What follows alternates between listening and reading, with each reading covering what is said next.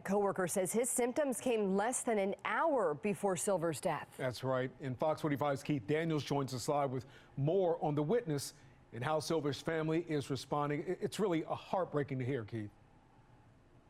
Heartbreaking, Kai. Now, that witness says that he told the Inspector General, the city's Inspector General, what he knows, and the victim's family members what he knows before meeting with reporters today. And tonight, Silver's family members and their attorneys say they're grateful that he's stepping up and speaking out.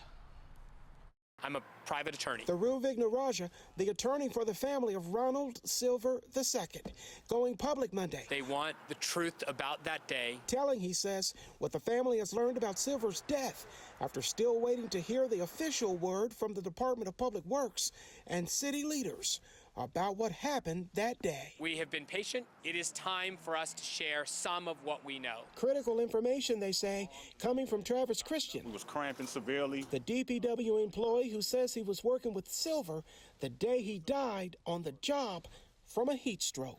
It happened August 2nd this summer. Kristen says both men had arrived to work at about 6 o'clock that morning to pick up trash with their truck in neighborhoods across the city. He says temperatures were already soaring to nearly 100 degrees. Tremendous pressure on continuing. Kristen talked as a member of Silver's family stood by him, listening to those disturbing details, including when Christian collapsed first. When I passed out and hit the ground, I fell and hit the back of my head. Mr. Silver kind of shook me and woke me up off the ground. And when I asked him what happened, he said I collapsed. Shortly after that, maybe an hour later at the most, that's when Mr. Silver had collapsed. So as I dumped the trash inside the truck, I went to the right-hand side to see what was wrong with Mr. Silver. Mr. Silver was on the ground face first when I came across the trash truck. According to Vignaraja, Silver collapsed again after walking up to a stranger's house and begging for help before dying. Earlier, both men, he says, had suffered symptoms of heat stroke, but felt pressured to continue to work. That very day, the other person that was working, the driver, repeatedly berated them and told them to get back to work. Told them that they were exaggerating their symptoms. Symptoms and events with a coworker on a fateful day that Christian won't likely forget. First I was scared because when I had him on my shoulder, I was wobbly, so I was afraid I may hit his head against the truck or I was going to collapse with him in my arms.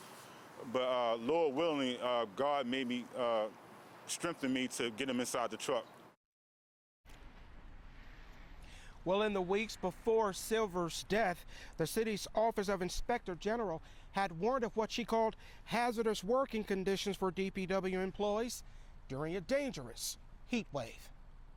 We're live tonight. Keith Daniels, Fox 45 News. I'm Kai Jackson. Thank you for watching. Here's another video to watch. Also, please take a moment to subscribe to our channel.